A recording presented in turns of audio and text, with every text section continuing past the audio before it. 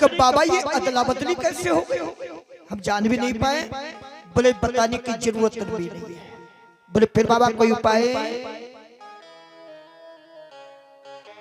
मेरा बैरी कैसे मरेगा, कुछ तो उपाय बताओ। नारद जी ने कहा अरे कृष्ण को मारना बहुत सरल काम है। बोले कौन सा? बोले ऐसा करो तुम अपने हाथ धनुष यज्ञ का कार्यक्रम रखो। किसका कार्यक्रम? धनुष यज्ञ। बोले धनो मख निरीक्षणतम, धनुष यज्ञ का कार्यक्रम रखो। उस धनुष यज्ञ के निरीक्षण करने के लिए कृष्ण बलराम दोनों भाइयों को बुलाना। अच्छा जब घर में दुश्मन आ जाए, क्यों तो जब घर में बैरी आ जाए तो कोई जरूरी उसे गोली से मारा जाए? जब घर के अंदर तो जैसे चाहो ऐसे मारो भाई, कोई जरूरी पंछी गोली से मारा जाए? जब घर के अंदर ही दुश्मन आ जाए तो जैसे चाहो वैसे मारो। बोले कि ऐसा करो तुम अपने यहाँ धनुष यज्ञ का कार्यक्रम रखो और धनुष यज्ञ के निरीक्षण करने के लिए कृष्ण बलराम दोनों भाइयों को बुलाना। अच्छा और जब घर में आ जाएंगे तो जैसे चाहो वैसे पटक पटक करके मार देना।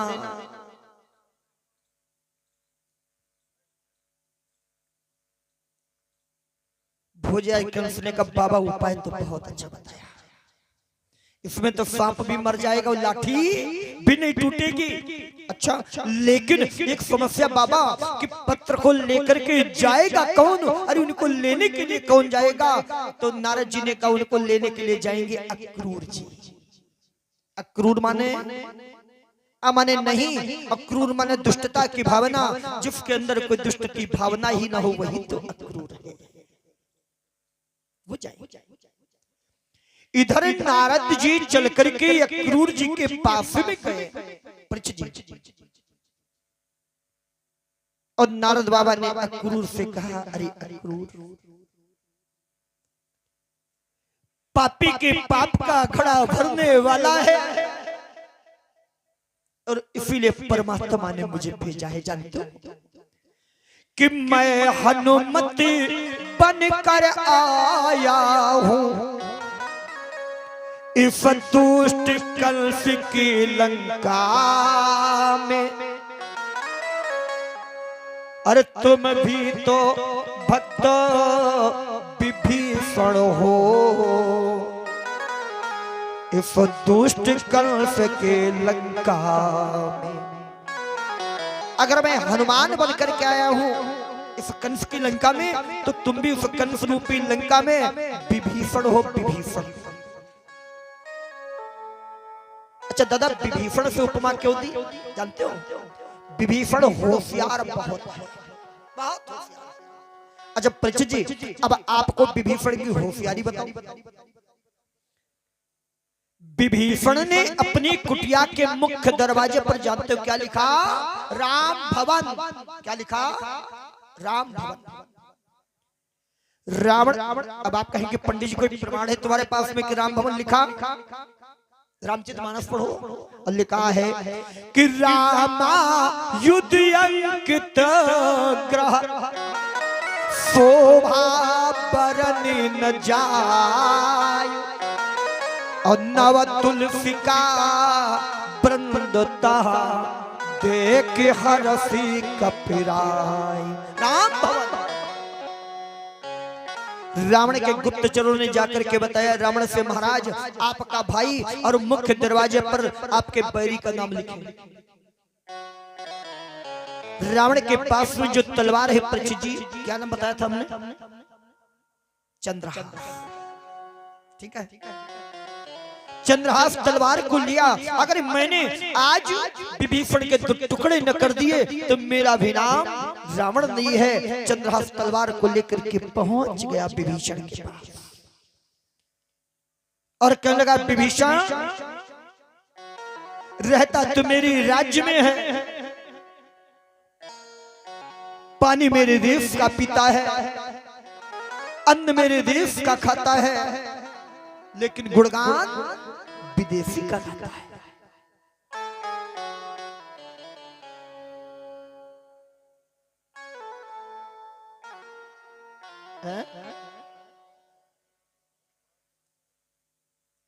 इसलिए विभीषण से कहा, क्यों तुमने मेरी बैरी का नाम लिखा, वो भी तुमने मुख्य दरवाजे पर। विभीषण ने तुरंत ही होशियारी के, भैया किसने कह दिया आपका नाम लिखा मैंने, किसने कह दिया। विभीषण ने कहा, देखो मैं देख रहा हूं, देखो वो सामने लिखा। विभीषण तुरंत बात बदल दी, बोले भैया आप हमारे बड़े भाई। कौन हो? बड़े भाई। अच्छा परीक्षित जी बताओ, क्या बड़े भाई का नाम लिया जाता है? बड़े भाई का नाम लिया जाता? नहीं लिया जाता। आप मेरे बड़े भाई हो और मैं कैसे आपका नाम ले सकता हूँ? इसलिए भैया आपका नाम। रावण ने कहा, मेरा नाम है रावण। बोले कि आप मेरे बड़े भाई हो, तो हमने सोचा आपके नाम का पहला अक्षर ले लूं, रा से रावण। और हमने सोचा अगर आपका पूरा नाम लिख दूंगा तो हो सकता भौजाई हमसे नाराज न हो जाए। भौजाई का क्या नाम है? मंदोदरी। अच्छा बताओ, जब बड़े भाई का नाम नहीं लिया जाता तो परीक्षित जी क्या बड़ी भौजाई का नाम लिया जाता? नहीं। अगर आपका पूरा नाम लिख दूंगा तो हो सकता भौजाई नाराज न हो जाए, तो हमने भौजाई के नाम का भी पहला अक्षर ले लिया, माँ। ये भैया राम भवन नहीं, ये लिखा है रा से रावण और माँ से मंदोदरी। रा से रावण, माँ से मंदोदरी भवन, ये लिखा रावण मंदोदरी भवन। जैसे हमारे डॉक्टर साहब का नाम है संतराम कुशवाहा। क्या नाम है? और कार्ड में लिखा है डॉक्टर SR कुशवाहा। क्या लिखा है? इसका मतलब अब शॉर्टकट का नाम है रासे रावण और माँ से मंदोदरी। भैया रावण मंदोदरी भवन लिखा है, ये राम भवन नहीं लिखा। रावण ने हृदय से लगा लिया, धन्य हो भाई हो तो तुम्हारे जैसा, मकान में रुपया तुम्हारा और नाम हमारा। बड़ा होशियार है। यही बात नारद जी ने कही कि मैं हनुमति बन कर आया हूँ, जय हो उस दुष्ट कंस की लंका में, तो तुम भी तो भक्त विभीषण हो उस दुष्ट कंस के लंका। एक काम करना, पापी के पाप का घड़ा भरने वाला है,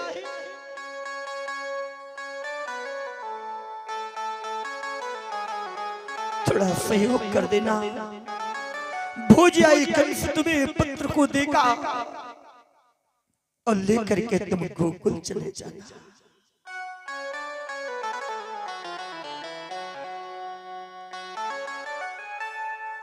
प्रातःकालीन का समय हुआ,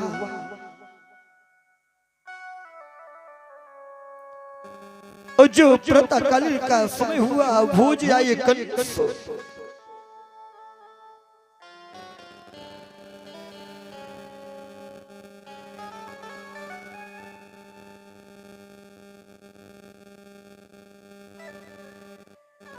भोजाई कंस ने पत्र को लिखा और पत्र को लिख करके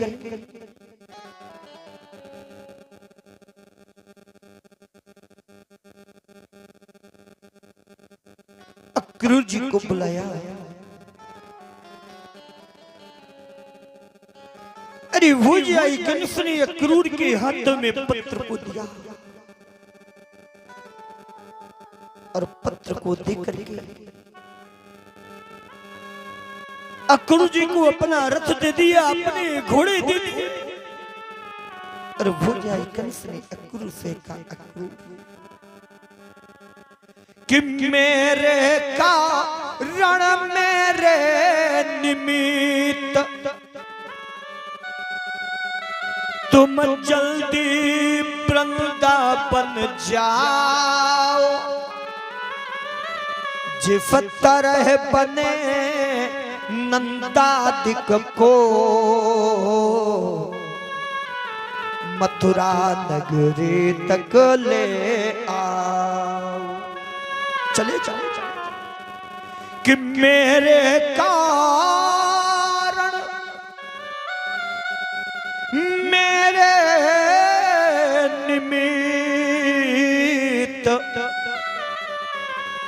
जल्दी ही वृंदावन जाओ, जिस तरह बने नंदादिक को मथुरा नगरी तक ले आ। चले जाओ। बट्टो बट्टो भुजराई कंस ने अपना पत्र दे दिया, अपने घोड़े दे दिए, अपना रथ दे दिया, चले जाओ। अक्रूर जी लेकर के पत्र को चले। परीक्षित जी किस समय चले? प्रातः काल। किस समय चले बेटा? और पहुंचे कब? सायंकाल। जो भक्त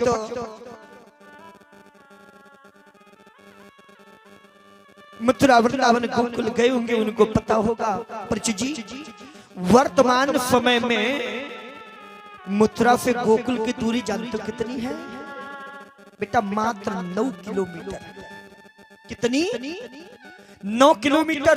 अरे तेजगामी चलने वाले रथ, तेज चलने वाले घोड़े पर सवार होकर के गए और अक्रूर जी प्रातः काल चले और पहुंचे सायंकाल। अच्छा परीक्षित जी, आप लोग विचार करेंगे पंडित जी हो सकता है अक्रूर जी रास्ते में रुके हो। अक्रूर जी एक क्षण के लिए नहीं रुके हैं, लगातार चलते रहे। और 9 किलोमीटर की दूरी, इतनी दूरी में तो आदमी परीक्षित जी पैदल जाके 2 बार लौट आएगा। क्यों भाई? भाई 9 किलोमीटर जाना, 9 किलोमीटर आना, आदमी 2 बार जाकर के वापस हो जाएगा। लेकिन तेजगामी दौड़ने वाले घोड़े रथ पर सवार होकर के गए और प्रातः कालीन गए, पहुंचे सायंकाल में। इतना समय कहां लगे? ये बात बंद करिए।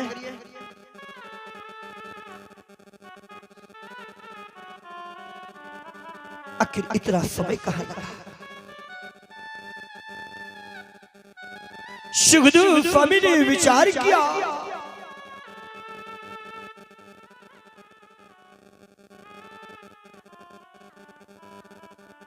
कि राजा आज अक्रूर जी रथ को लेकर के चले।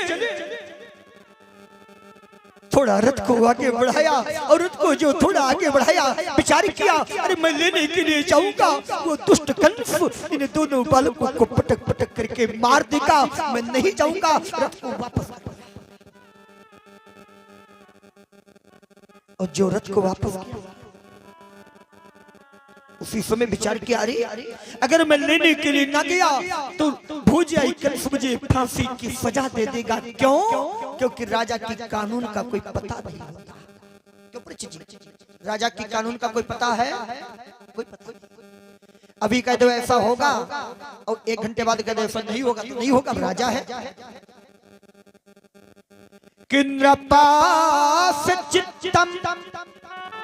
नृपस्य चित्तम, राजा के चित्त का कोई पता नहीं। कोई पता है? कोई पता नहीं। कि नृपस्य चित्तम जी अकृपणास्य पीतम, कंजूस के धन का कोई पता नहीं किसे मिलेगा। कोई पता है? जिंदगी भर जोड़ता रहा क्या मां? कंजूस के धन का कोई पता नहीं, जिंदगी में सारी जिंदगी जोड़ जोड़ के रखता रहा, अब कहीं अटैक पड़ गया सब धरे ही रह जाएगा। किन्नपास्य चित्तम कृपणास्य वित्तम मनोरथम दुर्जन मानवाणा। अगर रणांगण में पहुंच गए तो दुश्मन का कोई पता नहीं किधर से आक्रमण करेगा, कोई जरूरी है सामने से करेगा, कोई पता नहीं। दुर्जन मानवाणा, पॉइंट इज नोटेड। दुर्जन आदमी की बात का कोई कयाम नहीं है।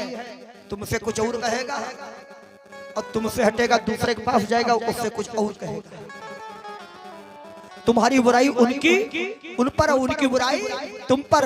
दुर्जन आदमी की बात का कोई कयाम नहीं है। और त्रिया चरित्र, दादा नारी के चरित्र का कोई पता नहीं, कोई पता नहीं। त्रिया चरित्र अपुरुषा से भाग्यम।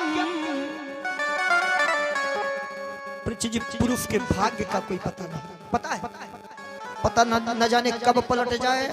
देखो डॉक्टर साहब की किस्मत कितनी पलटी, कोई पता नहीं, कोई पता है, कोई पता नहीं किस्मत कब किसकी किस्मत पलट जाए। और लोग कहते हैं कि किस्मत पलटती है, लोग कहते हैं किस्मत पलटती है, लेकिन याद रखना और जिसकी पलटती है तो फिर तो पलट के रख देती है। जिसकी अगर बदलती है किस्मत तो फिर इतनी बदल के रख देती है कि कुछ देने में उनके देने में कोई कमी है नहीं, लेकिन मांगने में हमारे कमी रह गई। परमात्मा को देने में कोई उसके पास कमी है क्या? अरे प्यारे, दो हाथों से तुम कितना ले सकोगे, कितना दो हाथों से ले सकोगे, देने वाले के है लाख के बच्चे कितना ले पाओगे बताओ? दो हाथों से कितना ले सकते हो? अरे देने वाले की है लाख बाहें, उनके आगे दामन फैला करके देखो, खुशनुमा सा नजारा मिलेगा। एक बार परमात्मा के आगे बढ़ करके देखो तो परमात्मा इतना देगा जिसका कोई ठिकाना नहीं।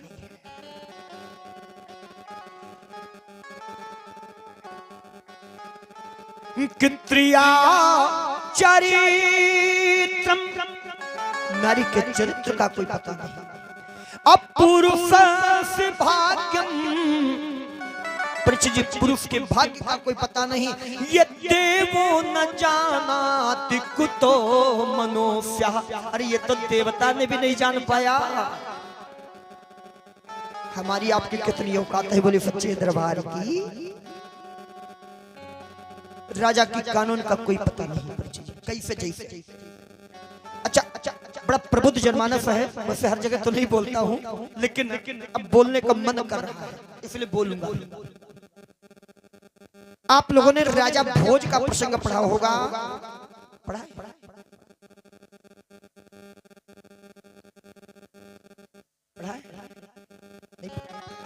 राजा भोज की पत्नी का नाम था भानुमति। क्या नाम था? भानुमति। राजा भोज ने आज सारे नगर में अनाउंसमेंट करवा दिया। बात वही भटका नहीं रहा हूं परिचित जी, राजा की कानून का कोई पता नहीं होता, कैसे जैसे। राजा भोज ने सारे नगर में अनाउंसमेंट करवा दिया कि जो भी मेरी पत्नी भानुमति का बिल्कुल हूबहू चित्र बना देगा उसको मुंह मांगा पुरस्कार मिलेगा।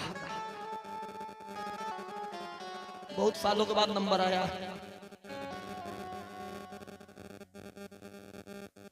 जो भी मेरी पुत्री भानुमति का बिल्कुल हूबहू चित्र बना देगा उसको मुंह मांगा पुरस्कार मिलेगा। अब तो चित्रकार लोग आने लगे, चित्र बना करके लाने लगे, लेकिन राजा भोज कोई न कोई उसमें कमी निकालते हैं, कमी निकाल, चित्र ठीक नहीं है। उसी नगर में रहने वाले हैं कालिदास, जिनको किसकी सिद्धि है परिचित जी? कालिदास को माता सरस्वती की सिद्धि है। किसकी सिद्धि है? सरस्वती की सिद्धि।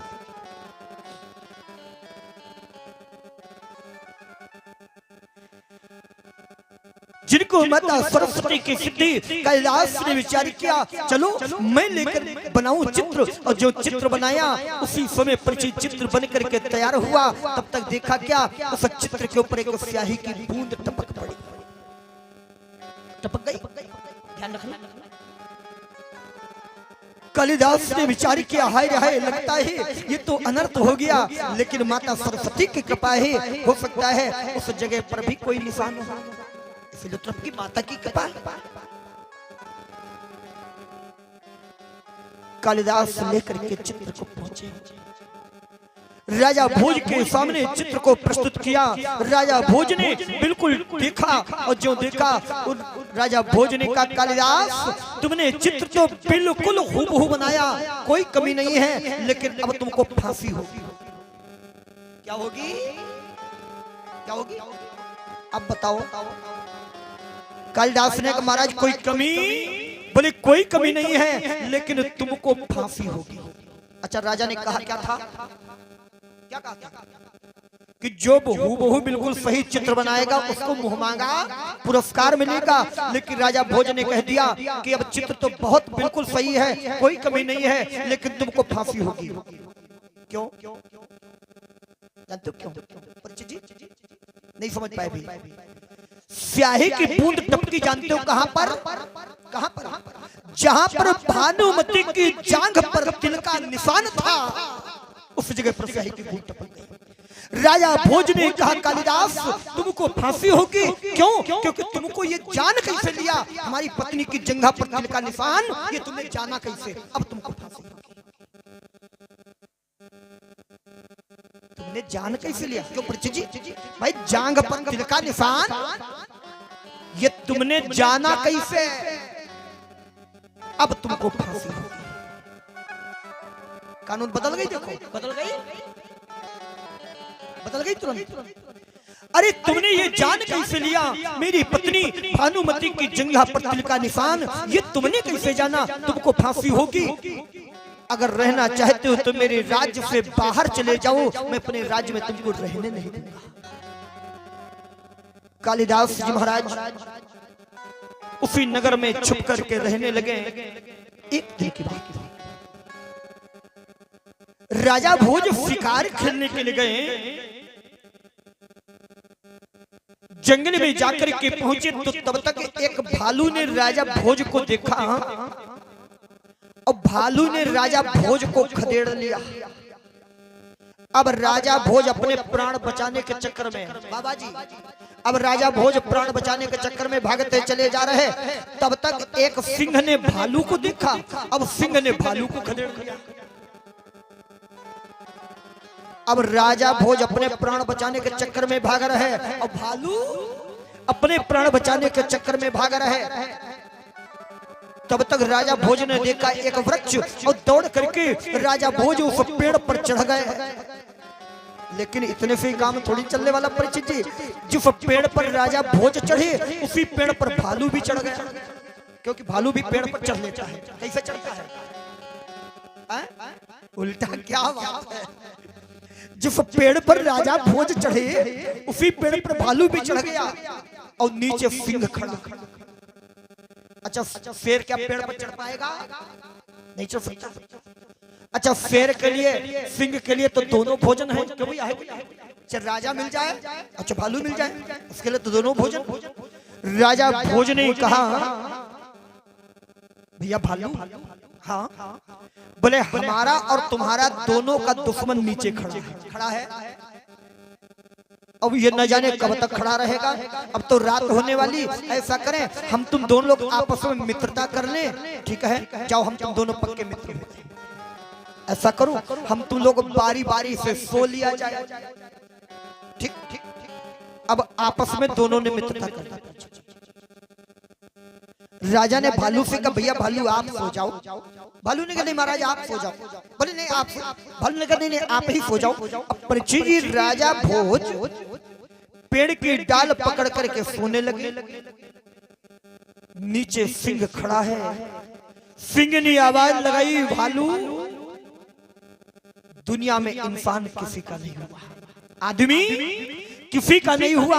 एक काम करो, अरे इसके मार दो धक्का, ये आदमी नीचे गिर जाएगा, अरे मेरा भोजन हो जाएगा और मैं भी घर चला जाऊंगा और तुम भी घर चले जाना।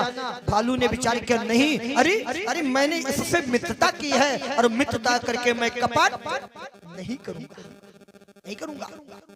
भालू ने धक्का नहीं मारा। कुछ देर के बाद में राजा भोज जगे। राजा भोज ने कहा भैया भालू अब तुम सो जाओ। अरे भालू जो पेड़ की डाल पकड़ करके सोने ही वाला, नीचे सिंह खड़ा। सिंह ने आवाज लगाई अरे राजन ये दुनिया में भालू किसी का नहीं हुआ। एक काम करो, अरे इस भालू के मार दो धक्का, ये नीचे गिर पड़ेगा, अरे हमारा भोजन हो जाएगा, मैं भी चला जाऊंगा और तुम भी चले जाना। राजा भोज ने बेचारे क्या करें, ना हो तो मार दे धक्का। कब तक चढ़े रहेंगे पेड़ पे? कब तक पेड़ पर टंगे रहेंगे? क्या करें, ना हो तो मार दो धक्का। क्यों भैया लाल? और जो राजा भोज भालू के धक्का मारने ही वाले थे, उसी समय भालू की आंखें खुल गई और भालू ने कहा, रे राजन, मैं भी तो तुम्हारे धक्का मार सकता था कि नहीं मार सकता था, लेकिन मैंने जानवर होते हुए तुम्हारे साथ में छल नहीं किया, लेकिन तुम इंसान होते हुए अरे मेरे साथ में इतना छल कर रहे हो, बैर कर रहे हो।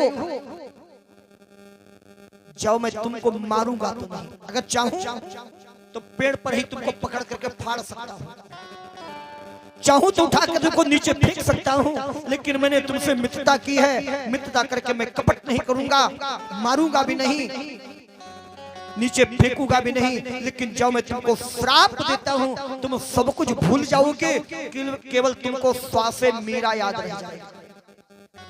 स्वा से मी और रा, 4 अक्षर याद रह जाएगा। जी,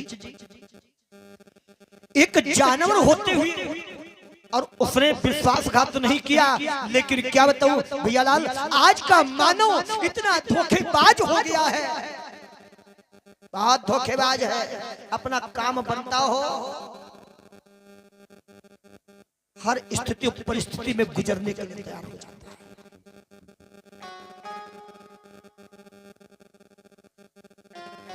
सब कुछ भूल जाओगे, केवल तुमको स्वा से मीरा याद रह जाएगा।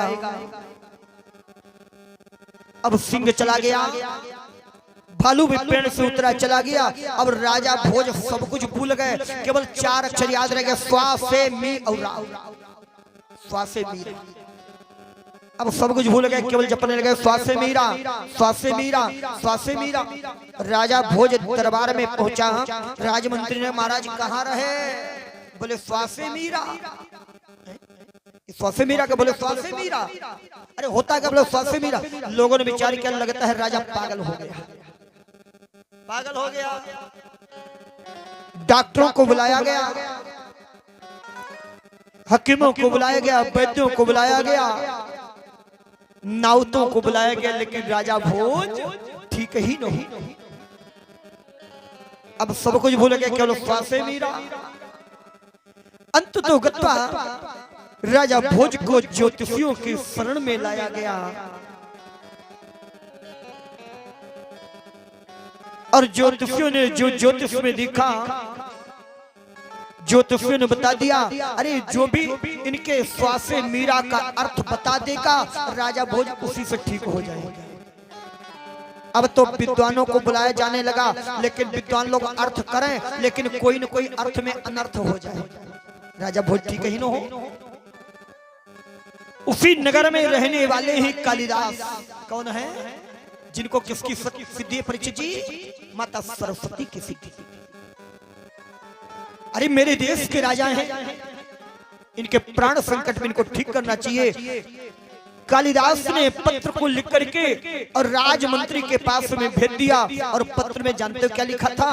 पत्र में लिखा था, अरे राजमंत्री, तुम्हारे नगर में रहने वाली एक बहू है। कौन है?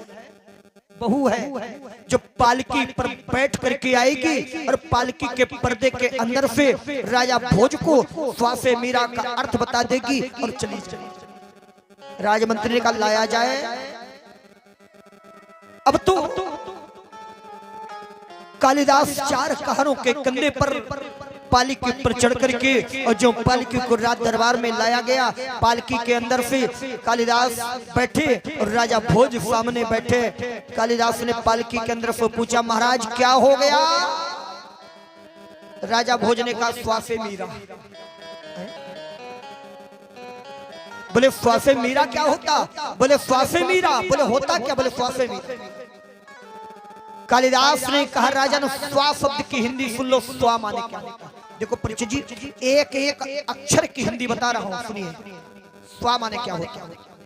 बोले स्वासा सार शरीरे सु अवाचा सार महीपति। बोले वाचा चलंतिये मिथ्या ते नराधिक जीवनम। स्वासा सार शरीरे सु, अच्छा दद्दा ये बताओ, शरीर में सार क्या होता है? श्वास। शरीर में सार क्या है? अच्छा, श्वास अगर शरीर से निकल जाए बताओ किसी काम का है? अगर लड़का कहीं अगर बंबई में है और अगर कहीं 1 दिन 2 दिन रोकना पड़ गया तो बर्फ की सिल्ली और मंगवानी पड़ती कि श्वासासार शरीरेषु, जिस तरह से शरीर में श्वास सार है ठीक उसी प्रकार से वाचा सार महीपति। महीपति माने राजा, राजा की वाणी में सब कुछ सार होता है। बोले वाचा चलंती मिथ्या ते नराधिक जीवनम, जो राजा कह करके और झूठ बोलता है उस राजा को जीवन भर धिक्कार है। राजा भोज ने विचार किया ये तो धारा हमारे ऊपर लागू है, हमारे पर धारा लागू हो गई क्योंकि मैंने ही झूठ बोला। अब तो स्वा भूल गए, जपने लगे से मीरा से मीरा से मीरा। राजा भोज से कालिदास ने कहा राजन से शब्द की हिंदी सुन लो, से माने क्या होता है? बोले से तू बंधु रामेश्वर और गंगा सागर संग में, बोले देहि दान द्विजाते भ्यो देवता आराधनम कुरु। राजा को चाहिए सीतबंध रामेश्वर गंगा सागर आदि तीर्थों का दर्शन करे, संत ब्राह्मणों का सम्मान करे, ब्राह्मणों को दान करे, तब उस राजा का कल्याण होता है। राजा भोज ने विचार किया ये भी धारा हमारे पर लागू। अफवाह से भूल गए, जपने लगे मीरा मीरा मीरा। कालिदास ने कहा राजन मी शब्द की हिंदी सुन लो, मी माने क्या होता है? भैया याद रखना, बड़ा थोड़ा नियम कठिन है कि मित्र दो मी माने क्या? बल मित्र द्रोह कर्तव्येन ये चा विश्वास घातिना, बोले ते नरा नरकम यान्ति यावत चंद्र दिवाकरो। मित्र द्रोह, जो मित्रता करके मित्र से द्रोह करता है, ये चा विश्वासघातिना, द्रोह करता है या विश्वासघात करता है, उस राजा को नरक में जाना होता। बोले कब तक? बोले यावत चंद्र दिवाकरो, जब तक सूर्य और चंद्रमा साक्षी हैं तब तक उस राजा को नरक में रहना होता है। जो मित्र के साथ आज द्रोह करता है या विश्वासघात करता, राजा भोज ने विचार किया ये भी धारा हमारे पर लागू। क्यों? क्योंकि मैंने उस भालू से मित्रता करके उसके साथ विश्वासघात किया। अब कालिदास श्वासे मी गए भूल, जपने लगे रा रा रा। कालिदास ने कहा राजन रा शब्द की हिंदी सुन लो, रा माने क्या होता है? बोले राजा राजपुत्रेषु यदि कल्याण कांक्षते, बोले देहि दान द्विजाते भ्यो देवता आराधनम कुरु। राजा या राजा का बेटा, राजा राजपुत्रेषु, राजा या राजा का बेटा अगर अपना कल्याण चाहता है तो समाज में सभी का सम्मान करे, समाज में एक समान सभी को देखे। ऐसा नहीं कि ये हमारे बहुत खास है वो नहीं है ना भाई। राजा के लिए प्रजा एक समान होना चाहिए, होना चाहिए कि नहीं होना चाहिए? राजा के लिए हर कोई बराबर है।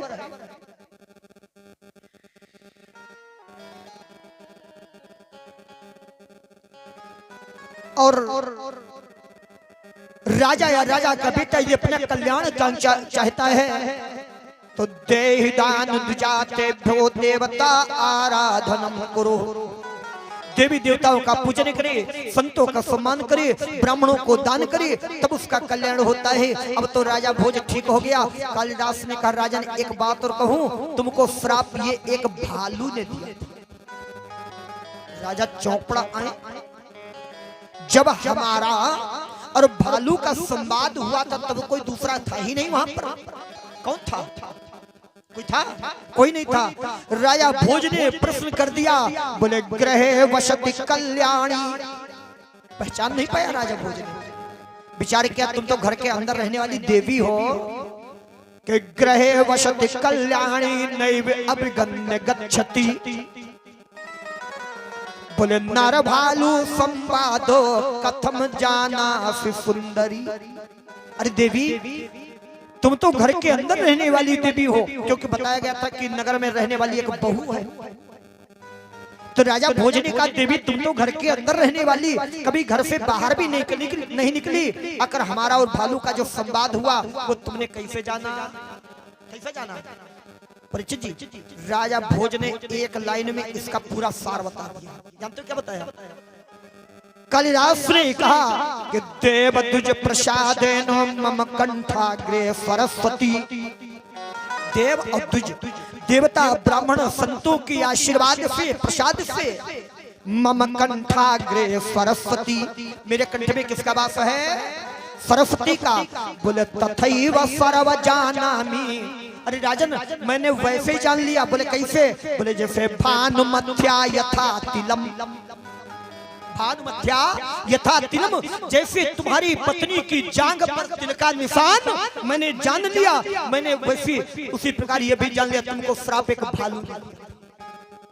भानुमध्या यथा तिलम, जैसे तुम्हारी पत्नी की जांग पर तिल का निशान मैंने जान लिया, उसी तरह से मैंने ये भी जान लिया तुमको श्राप एक भालू।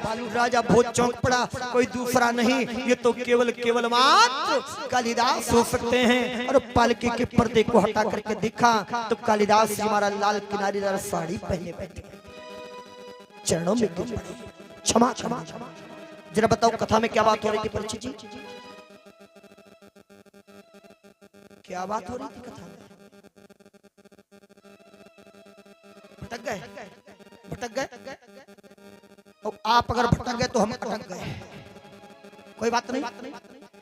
अक्रूर जी लेकर के रथ को जा रहे हैं और अक्रूर जी ने विचार किया मैं लेने के लिए जाऊंगा, भोज आई कंस उन दोनों बल को पटक पटक करके मार देगा, मैं लेने के लिए नहीं जाऊंगा। विचार कर लेने के लिए न गया तो राजा भोज, राज कंस मुझे फांसी की सजा दे देगा। क्यों? क्योंकि राजा के कानून का कोई पता नहीं होता।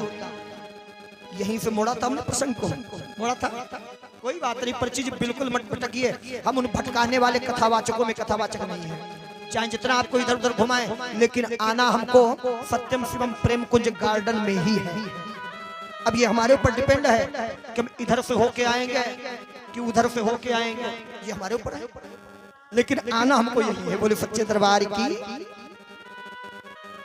अक्रूर जी ने विचार किया मैं लेने के लिए नहीं जाऊंगा, लेकिन परमात्मा शायद तुम्हारी कृपा ही तो है। रथ को थोड़ा आगे बढ़ाया, फिर वापस किया, फिर बढ़ाया, फिर वापस किया। ऐसा करते करते परीक्षित जी सुबह से शाम हो गई। अक्रूर जी जाकर के जो पहुंचे,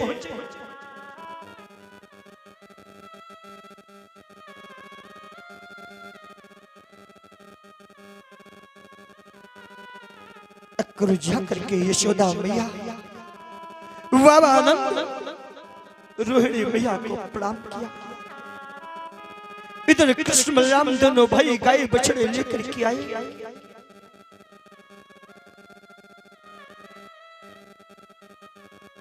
दोनों भाइयों ने अक्रूर चाचा को प्रणाम किया।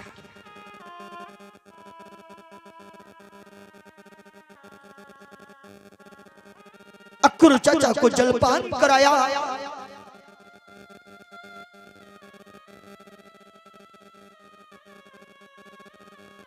भोजन कराया।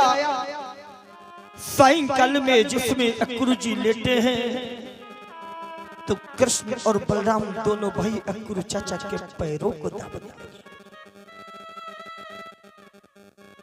कन्हैया ने कहा चाचा एक बात बताओ, क्या मथुरा से मेरे मामा कंस की क्या समाचार है?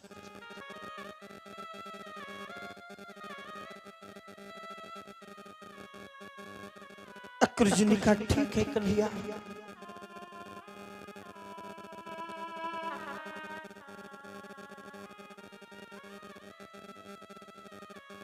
चाचा एक बात बताओ, आज हम जिसमें ग्वाल वालों के साथ में गाय बछड़े लेकर के गए थे तो सारे ग्वाल वाल आपस में बात कर रहे थे, तुम्हारे मामा धनुष यज्ञ का कार्यक्रम होगा। चाचा बताओ क्या मामा के यहाँ धनुष यज्ञ का कार्यक्रम है कि नहीं है?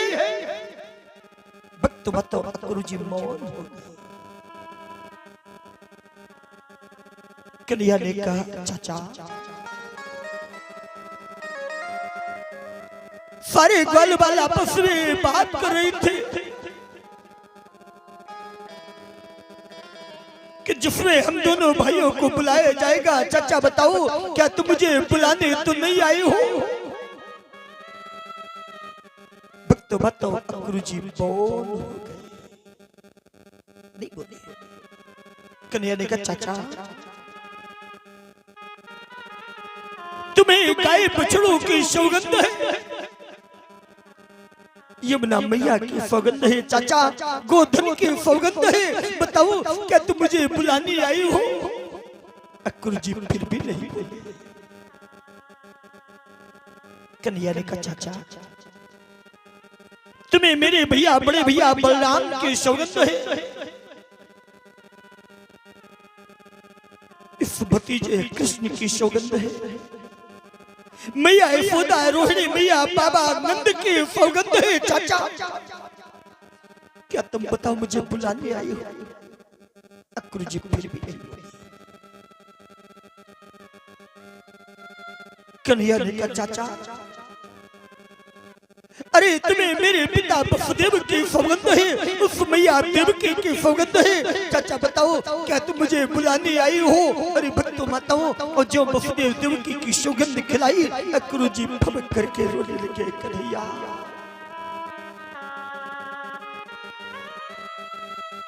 तुमने गाय बछड़ों की सौगंध खिला दी, कोई बात नहीं,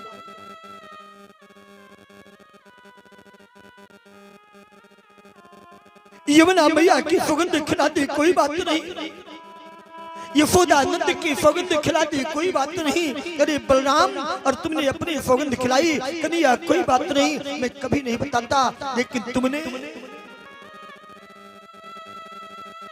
तो देवकी की सौगंध खिलाई। कन्हैया अरे जिसने तुमको जन्म लेने के बाद अपने से अलग कर दिया, अपने स्तनों का पान भी नहीं करा पाया, हृदय से नहीं लगा पाया, उस देवकी की सौगंध खिलाई।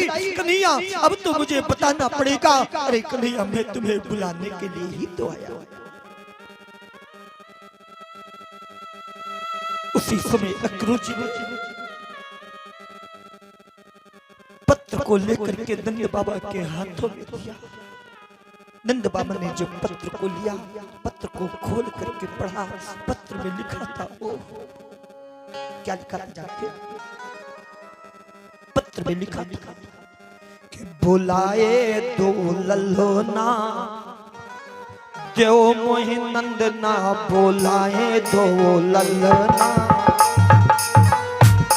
बुलाए दो लल्होना देव मोहि नंद ना, बुलाए दो लल्होना देव मोहि नंद ना, बुलाए दो लल्होना, बुलाए दो लल्होना, बुलाए दो लल्होना, बुलाए दो लल्होना, बुलाए दो लल्होना देव मोहि नंद ना, बुलाए दो लल्होना, देव मोहि नंद ना, बुलाए दो लल्होना देव मोहि नंद ना।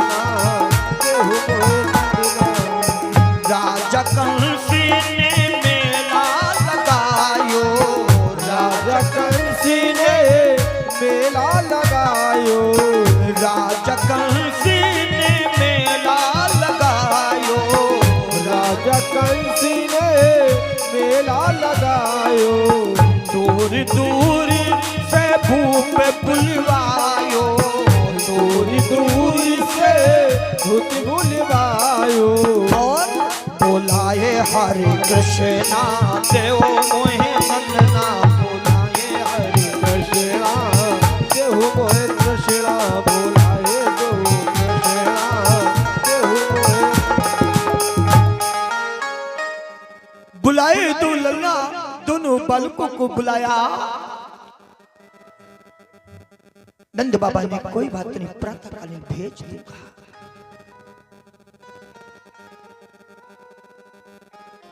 इधर नंद बाबा चल करके और मैया देवकी के पास में गए। देवकी से कहा, क्षमा करें, यशोदा के पास, और यशोदा से कहा, यशोदे भोजाई कंस के दरबार से पत्र आया है। यशोदा ने कहा, क्या लिखा है पत्र में? नंद बाबा ने कहा, यशोदा पत्र में दोनों बालकों को बुलाने के लिए लिखा है। जय जय, बहुत सुंदर, रख दीजिए। ठीक, अच्छा, शिवा भैया के द्वारा 20 मुद्राएं।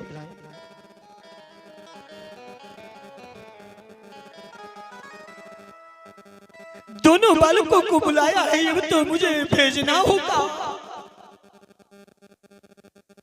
मैया यशोदा ने क्या कहा? मथुरा जी भेजे। क्या मथुरा नगरी जाएंगे उस दुष्ट कंस के सन्मुख, उस नीच नराधम नर पिशाच निंदित नस्ल के सन्मुख। जानते हो कैसा है कि वह तो विख्यात निशाचर है, निर्दयी बधिक हत्यारा है। देवकी बहन के लालों को जिसने गिन गिन कर मारा।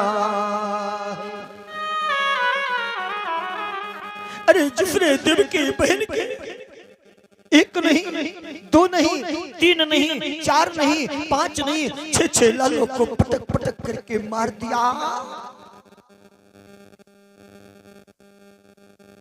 ऐसे के पास मैं अपने बालकों को नहीं भेजूंगी। नंद बाबा ने कहा, यशोदे, अरे मैंने हाँ कर दिया है और हाँ करके नहीं भेजूंगा तो मुझे पाप लगेगा।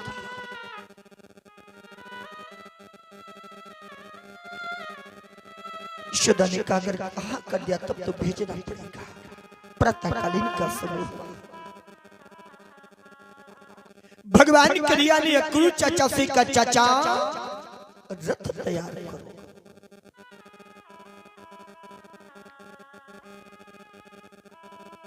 और जो अक्रूर जी ने रथ को तैयार किया,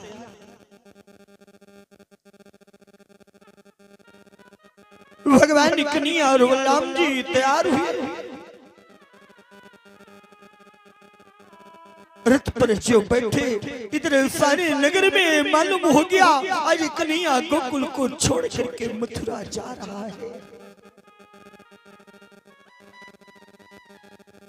सारी गोपियां भाग खड़ी और चारों ओर से रथ को घेर लिया और गोपियां कहने लगी, कन्हैया कि रथ के ऊपर से आओ उतर मुरलीधर। एक नहीं आ, रथ के ऊपर से आओ उतर मुरलीधर। जाने दूंगी न मथुरा नगरिया तुम्हें। ऊपर से आओ उतर मुरलीधर, जाने दूंगी न मथुरा नगरिया तुम्हें। रथ के ऊपर से आओ उतर मुरलीधर, जाने दूंगी न मथुरा नगरिया तुम्हें। जाने दूंगी न मथुरा नगरिया तुम्हें, जाने दूंगी न मथुरा नगरिया तुम्हें। जाने दूंगी न मथुरा नगरिया तुम्हें। वो जाने दूंगी न मथुरा नगरिया तुम्हें। छोड़े हम सबको, छोड़े हम सबको, छोड़े हम सबको मोहन कहाँ तुम चले। छोड़े हम सबको मोहन कहाँ तुम चले। जाना वाजिब न होगा सवरिया तुम्हें। सबको मोहन कहाँ तुम चले, जाना होगा न वाजिब सवरिया तुम्हें।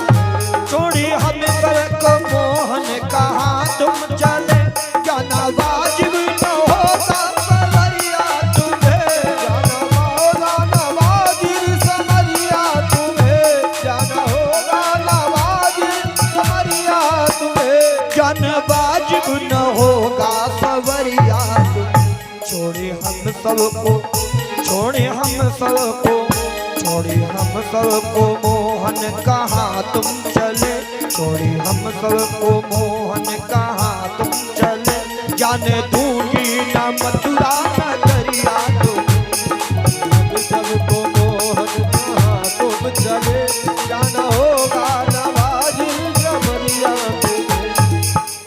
कन्हैया कहाँ जा रहे हो? कन्हैया ने कहा गोपियों पता है, अरे मैं अपने मामा से मिलने जा रहा हूँ। किससे मिलने? मामा के यहाँ जा रहा हूँ। गोपिया कन्हैया मामा के यहाँ जा रहे हो? हाँ हाँ। अच्छा एक बात बताओ कि तुम मथुरा को मोहन जाओगे? मथुरा जा रहे हो ना? बोले हाँ हाँ। एक बात बताओ कन्हैया कि तुम मथुरा को मोहन जाओगे, जरा ये तो बताओ कब आओगे? मोहन जाओगे, जरा ये तो बताओ कब आओगे। तुम मथुरा को मोहन जाओगे, जरा ये तो बताओ कब आओगे? मथुरा को मोहन जाओगे, जरा ये तो बताओ कब आओगे। कभी गोकुल में छाछ चुराओगे, कभी गोकुल में छाछ चुराओगे, कब यमुना पे चीर चुराओगे, कब यमुना पे तीर चुराओगे। कभी मुझको, कभी मुझको, कभी मुझको गले से लगाओगे, जरा ये तो बताओ कब आओगे? कभी मुझको गले से लगाओगे, कभी तो बताओ कब आओगे। एक रिया तेरी मैया भी कल हो रही है, तेरी मैया भी कल हो रही है। अरे देखो जरा मैया यशोदा की। कन्हैया ने जो देखा मैया यशोदा के नेत्रों से झरझर करके आंसू बह रहे।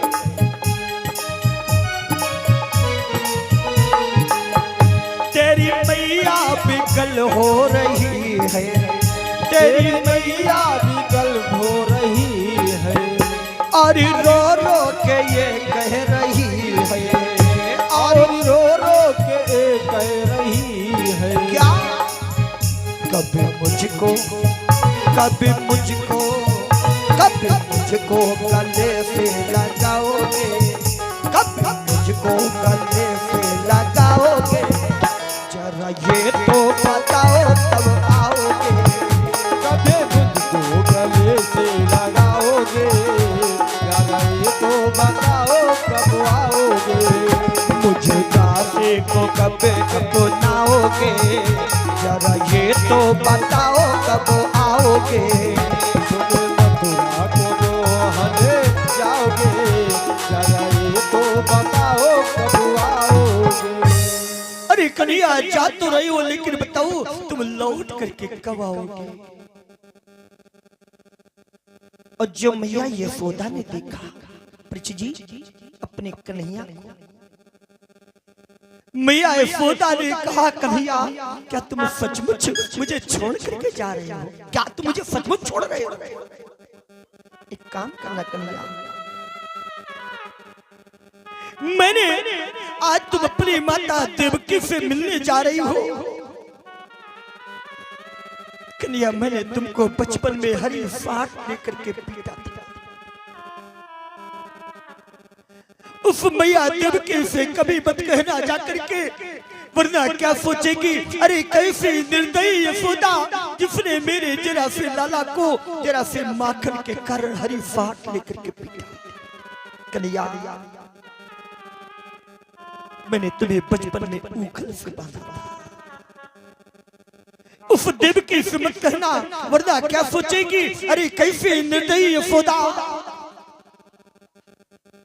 जिसने मेरे लाला को जरा से माखन के कारण ऊखल में बांध दिया। एक काम करना कन्हैया कि जो पीठ दिखाए जाते हो वैसा ही मुकड़ा दिखलाना। कन्हैया लौट के मथुरा के जटिल प्रपंचों में बूढ़ी माँ को न भूल जाना। जी दो चीजों को कभी भुलाया नहीं जा सकता, कभी नहीं भुलाया जा सकता। दो चीजें प्यारे स्वर्ग से बढ़कर के होती हैं। आप लोग विचार करोगे पंडित जी वो दो चीजें जानते भैया क्या है? दो चीजें कभी भुलाई नहीं जा सकती, एक तो माता और दूसरे मातृभूमि। माता और मातृभूमि कह दिया गया कि जननी जन्मभूमि स्वर्गात् गरीयसी। माता और मातृभूमि पर चीजें स्वर्ग से बढ़कर की होती है।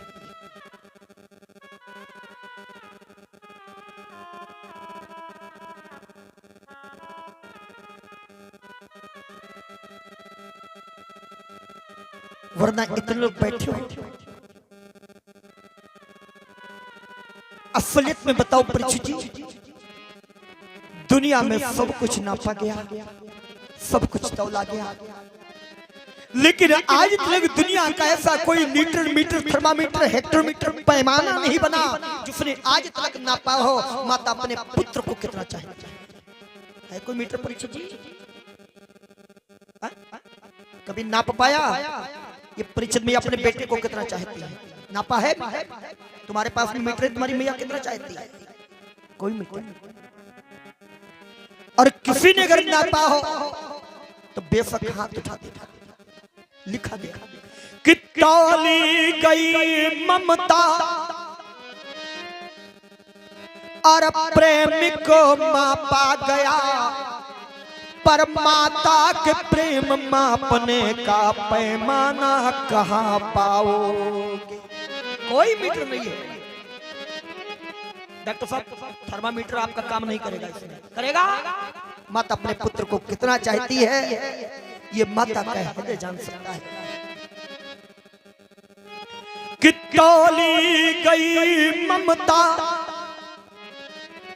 और प्रेम को मापा गया, पर माता के प्रेम मापने का पैमाना कहाँ पाओगे? लिखा गया कि पाओगे जीवन में भूमि को अनेक बार। प्यारे जमीन और खरीद सकते हो, गाय खरीद सकते हो, पर माता पालने में वो प्रेम भरी ताड़ना कहाँ पाओगे?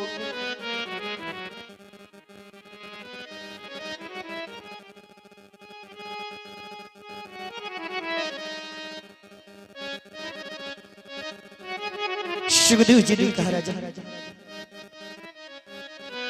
अरे दुनिया की ऐसी कोई चुनौती नहीं है जिस मैया ने जो थपकी लगा करके पालने में फुलाया हो अपने बच्चे को। क्या है दुनिया की ऐसी कोई शक्ति जो फिर उस पालने में फुला दे? कोई शक्ति नहीं। और लिखा गया कि पाओगे जीवन में अनेक मात्र शक्तियां, पर माता से माता के दूध का खजाना कहाँ पाओगे? परीक्षित जी जिस मैया ने अपने लाल को बचपन में अपने स्तन का पान कराया हो, दुनिया की ऐसी कोई चुनौती नहीं है जो फिर उस स्तन का पान करा दे। एक बात और कहूं, अरे फर्ज पूरा करे ये कर विचार सकते हैं, लेकिन डॉक्टर साहब दूध का कर्ज ना बेटे उतार सकते हैं।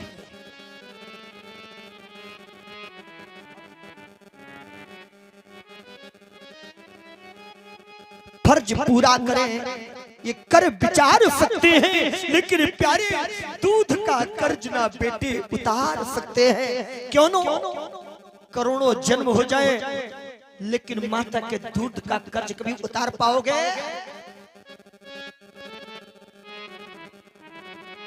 और कर्ज बता दो। अरे भार 9 मास तक उठाती है माँ। और आज के हमारे कोई नौजवान भाई कह देते अपने माता पिता से, तुमने हमारे लिए किया ही क्या है? अरे मैं जरा उस धर्म के ठेकेदार से एक बात पूछना चाहता हूँ, अरे तुम्हारे माता पिता ने तुम्हारे लिए किया क्या नहीं? क्या नहीं किया?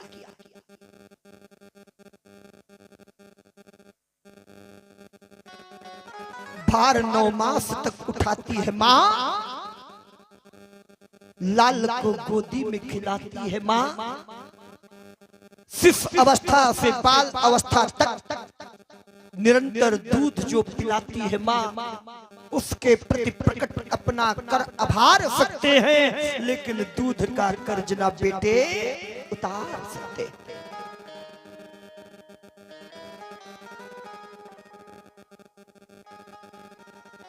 एक बात कहूं, अगर आपने अपने माँ बाप की सेवा नहीं की है तो दिमाग से निकाल देना कि तुम्हारे बेटे तुम्हारी सेवा करेंगे। करेंगे? कभी नहीं करेंगे। अब परिचित जी, अगर आपने अपने माँ बाप की सेवा नहीं की है तो बेटे उससे ज्यादा तुम्हारी दुर्गति करेंगे, ये भी कन्फर्म है। इसलिए मातृ देवो भव पितृ देवो भव का सूत्र अपनाओ। घर के माता पिता जो जागृत देवता है और इनको ठोकर लगाओ और जाकर के अब पूर्णागिरि में माता रानी को हलवा चढ़ाओ, क्या स्वीकार करेंगी? कभी स्वीकार नहीं होगा। हे मात तुम पिता तुम्हें बंधन किस्मत से तुमको पाया। हे मात पिता तुम्हें बंधन क्योंकि मैंने किस्मत से तुमको पाया। बड़े सौभाग्यशाली लोग होते हैं जिनके जीवन में माँ बाप होते हैं।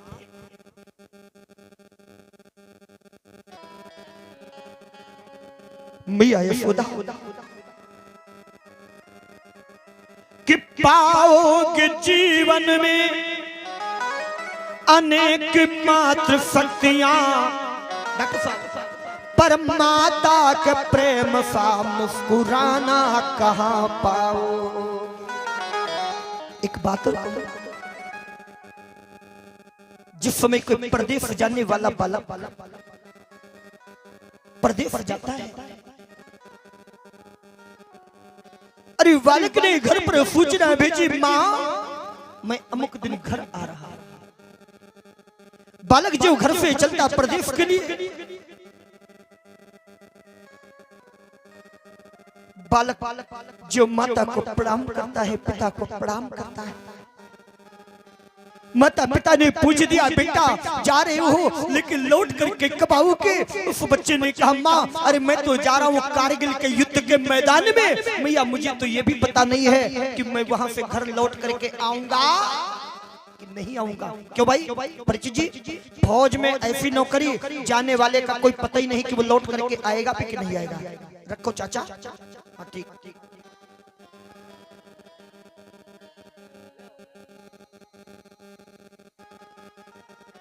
अंकल जी हैं और फौज की नौकरी जाने वाले का कोई पता ही नहीं कि लौट करके घर आएगा भी कि नहीं, कोई पता नहीं। माने का बेटा सुबह बोलो। बालक के सर पर हाथ रख करके माने आशीर्वाद दिया, बेटा जाओ। बेटा तो चला गया कारगिल के युद्ध के मैदान में, लेकिन माता इस आदमपुर में रहती और रोज भगवान से कामना करती है, दुर्गा मैया से कामना करती है, चंद्रेश्वर नाथ महादेव से कामना करती है, उस कारगिल के युद्ध के मैदान में खड़े मेरे बालक की रक्षा करती है कामना। बेटा कारगिल के युद्ध के मैदान में और माता इस आदमपुर में। लेकिन भक्तों माताओं, 1 वर्ष का समय व्यतीत हुआ, बेटे ने घर पर खबर भेजी, माँ मैं अमुक दिन घर आ रहा हूँ। और जो माता को मालूम हुआ आज मेरा बेटा घर आता होगा, पत्नी को मालूम हुआ आज मेरा पति घर आता होगा, पत्नी बड़ा प्रसन्न होती है। माता को जैसे मालूम हो गया मेरा बेटा आज घर आ जाएगा, प्रातःकालीन मैया उठ करके दरवाजे पर बैठ गई। क्यों? क्योंकि आज सायंकाल से मेरा बेटा घर आता होगा। लेकिन भक्तों बातों जिस समय बालक आता है, बालक की दृष्टि मां पर पड़ती है। बालक की दृष्टि मां पर पड़ती है, मां की दृष्टि बालक पर पड़ती है। परिचित जी, जो पत्नी के चेहरे पर मुस्कुराहट होगी वो माता की मुस्कुराहट से बिल्कुल अलग होगी। क्यों जानते हो? प्यारे, पत्नी पैसे की साथी है, पत्नी पैसे की साथी है, पत्नी शरीर की साथी है। लेकिन धन्य हो मेरी माँ, माँ न पैसे की साथी होती न माता शरीर की साथी है। माता का तो निर्लोभ ममत्व होता है, कोई लोभ नहीं है। माता का तो निर्लोभ ममत्व होता है। भैया यशोदा ने कहा कन्हैया जा, कि जो पीठ दिखाए जाते हो वैसा ही मुखड़ा दिखलाना, कि मथुरा के जटिल प्रपंचों में बूढ़ी माँ को ना भूल जाना। एक नहीं कि अब तक जैसा औलाद रहा वैसा ही प्रेम प्रसाद रहे। जाते तो हो लेकिन बेटा ये माता का नाता याद रहे। कि बूढ़ी माँ को भूल तो नहीं जाऊंगी। माता और पुत्र का बड़ा विशुद्ध प्रेम होता है।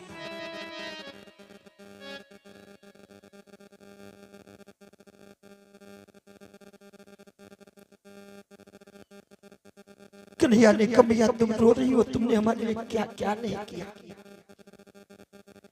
कि दिन रैन बिराने उराने सुने तउने को कबौने ठुराई न धाई।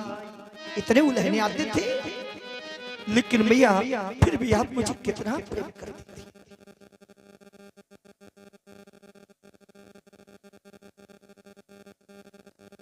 हमारी हटी है अनेक सही तउने को कबौने ठुराई न धाई। अरे माँ, कि जितने दुख दाव सहे हमारे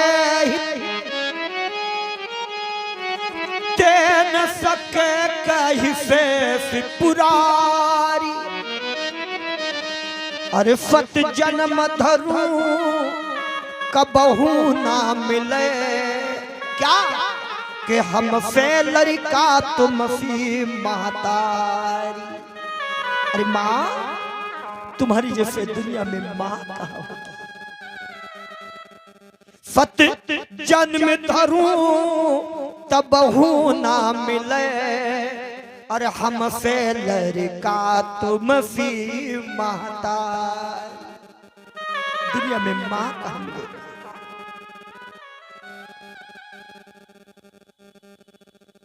मैया यशोदा ने अपने लाला के सर पर हाथ रख करके आशीर्वाद दिया और कहने लाला कि गोकुल से नगरिया को छोड़ के जा रहे हो कन्हैया, गोकुल से नगरिया को छोड़ चल मथुरा नगरी को,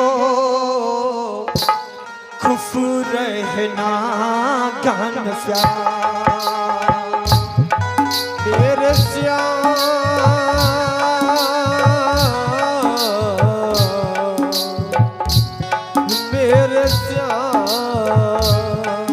गोकुल से नगरिया को छोड़ चल मथुरा नगरी को, खुश रहना घनश्याम मेरे श्याम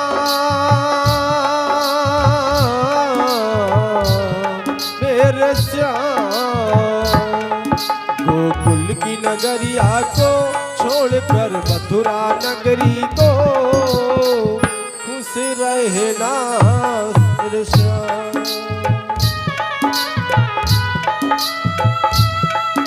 कन्हैया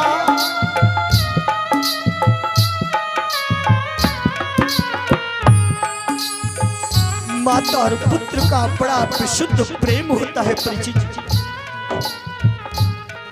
बेटा माता पिता से बोलता नहीं है, कोई बात नहीं, चलेगा। बेटा माता पिता से दूर रहता है, ये भी चलेगा। साल 2 साल हो जाता है, बेटा कभी अपने माता पिता से बात नहीं करता, ये भी चलेगा। लेकिन दादा बेटा जब भी अपने माता पिता को प्रणाम करेगा, बताओ क्या माता पिता कभी कह सकते बेटा तुम दुखी रहो? कभी नहीं कह सकता। बेटा नहीं बोलता, कोई बात नहीं। बेटा परदेश रहता, कोई बात नहीं। साल 2 साल हो जाता, बेटा कभी अपने माता पिता से फोन पर बात तक नहीं करता, तब भी चलेगा। लेकिन बेटा जब भी अपने माता पिता को प्रणाम करेगा तो माता पिता हमेशा कहता बेटा तुम खुश रहो, खुश रहना घनश्याम, खुश रहना घनश्याम। कन्हैया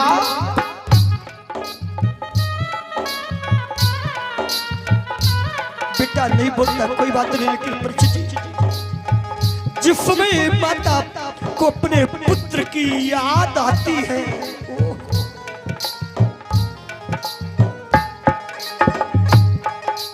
भैया यशोदा ने कहा कन्हैया तुम जा रहे हो मुझे छोड़ के, पता नहीं कब आओगे कि नहीं आओगे, लेकिन कन्हैया जब मुझे तुम्हारी याद आएगी जानते हो क्या करूंगी कन्हैया? जब याद यूं तेरी मुझको सताएगी, जब याद ये तेरी मुझको सताएगी, जब याद यूं तेरी मुझको सताएगी, जब याद ये तेरी मुझको सताएगी। जिसमें माँ को अपने पुत्र की याद आती है, बेटा बोलता नहीं, कोई बात नहीं। बेटा विदेश में रहता, कोई बात नहीं। लेकिन जिसमें माँ को अपने पुत्र की याद आती तो कमरे में जा करके जी भरी करके रो लेती। भैया यशोदा ने कहा कन्हैया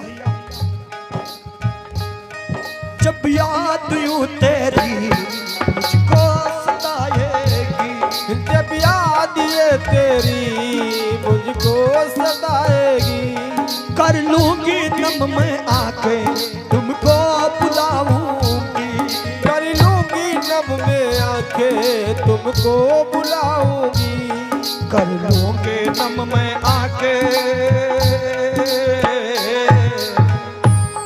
कर लूंगी नम में आके तुमको बुलाऊंगी, खुश रहना घनश्याम, हो मेरे श्याम,